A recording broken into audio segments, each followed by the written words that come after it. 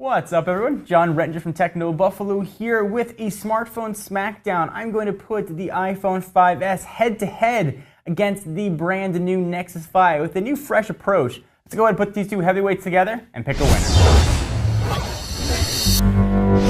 This is one of the more difficult head-to-head videos I've ever had to film. I did it a little bit differently. I set out with really one goal. So first, assume you don't have a platform allegiance and are just looking for a new device and considering these two. You walk into a store and these are both sitting in front of you.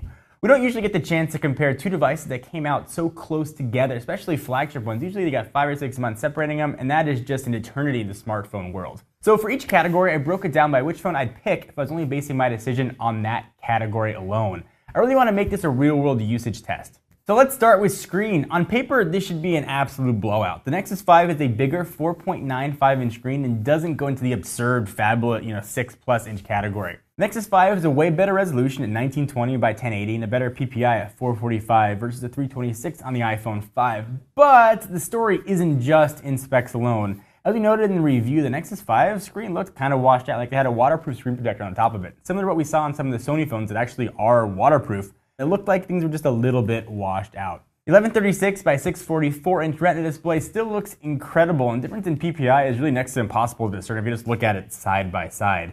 Videos look incredible on the 5S, and I'd say the pictures look a little bit better on it than the Nexus 5. But for me, the bigger screen wins out. I pick up the Nexus 5 just based solely on the screen alone. I prefer a larger screen size, and I can just see more on the Nexus 5. Now let's talk about camera, and again, not all about the raw specs at all. Both support 8 megapixel sensors. I'm not going to talk too much about aperture, optical image stabilization, or software that's bundled with them. Apps can replace what gets shipped, so things like photosphere, panorama, and slow-mo aren't really going to come to play here. It's all about real-world usage, what I'm most concerned about with this test. So cameras, in all honesty, used to not matter that much to me. As long as pictures look good on Facebook or Instagram, I was pretty happy and I didn't care. And then I had a son, and suddenly I'm taking pictures and videos of absolutely everything.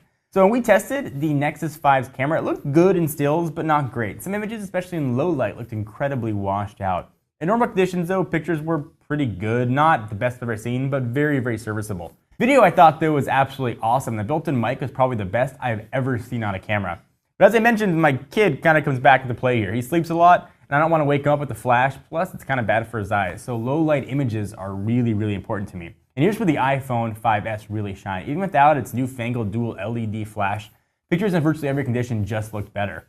Video fidelity was probably a wash on both devices, but the mic on Nexus 5 again was clearly better. If this tells you anything, when my son was born, I took the 5S to the hospital with me to use only as a camera. If camera is my deciding factor here, I'd pick up the iPhone 5S. Let's jump into hardware. I'm not going to talk about 64-bit versus quad-core. Again, this is a real-world usage test. Both of these phones are insanely fast and well-positioned to be usable in the future. What it's like to pick up and hold each device, though, is really what's important to me. To a lot of people, a phone is just a tool, but to me, it's kind of an extension of who I am, and that sends a message. I really love the unibody design on Apple's iPhones. They always do an incredible job with their devices. Chamfered edges, machine-drilled holes, and the colds when I pick it up in the morning, I just love that feel. Whenever I switch back to an iPhone, it really says to me at that time in my life I'm striving for simplicity. It's like visiting an old friend I haven't seen in a while. We can just pick up where we left off and feel like no time has ever passed.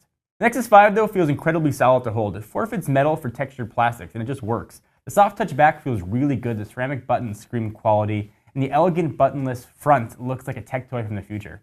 Each time I hold it, I'm really surprised by the thinness of the device. Whenever I switch back to Nexus 5 or another pure Android device, it's because I'm craving variety. I want something more than a background and icon arrangement to make the phone my own. I want information at a glance, not hiding inside an application.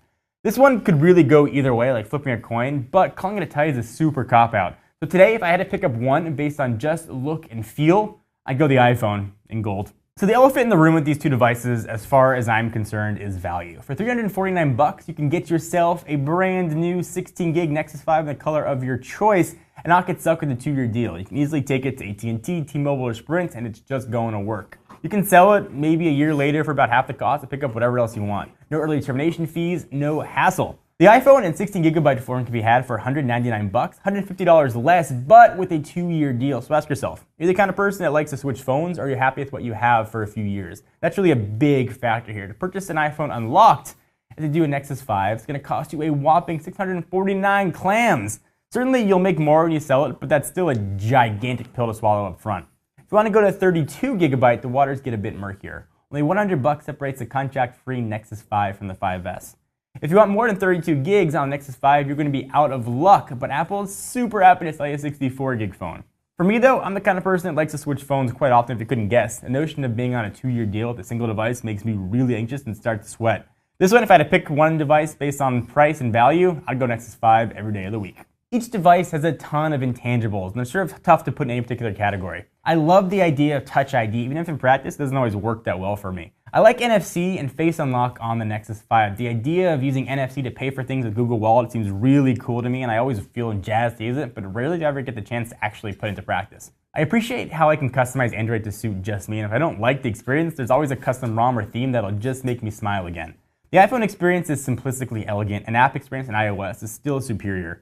Ironically though, I've got 802.11ac Airport Extreme router at home, and only the Nexus 5 supports the faster bands. The Nexus 5 narrowly takes this, making it the winner in this competition, but just barely. I can already hear the anger, but don't put too much stock in who won or lost. Remember, Rocky lost to Apollo, but still came back to be the champion. Both are incredible devices, depending on the time of the day, which way the wind blows, it could have gone either way. I love both of these phones. They're extremely premium, top-of-the-line phones. You can't go wrong with either device. This is a real-world usage, which I picked up based on different categories. I didn't want to put too much emphasis on the specs or what speeds were or what benchmarks said, because that doesn't translate to how the real-world usage is. Hope you guys enjoyed the video. Please let me know if you like the new style of video and the new format. I'd love to hear your comments. Leave it right down below, located in my pants region. Please give the video a thumbs up. It was definitely appreciated. And of course, check us out at technobuffalo.com for the latest and greatest tech news. Until next time, I'm John Rettender. What's up everyone, John here. Thank you for watching the video. If you enjoyed it, I certainly hope you did. Click on the subscribe button right under me in my pants region to get tons more tech videos from Techno Buffalo. We've got awesome unboxings, comparisons, reviews, recaps, and everything else you can think of in the tech world right here on the channel. Join the herd today. If you want to check out some more content, just click right over this way to see some other recent videos. See you guys next time.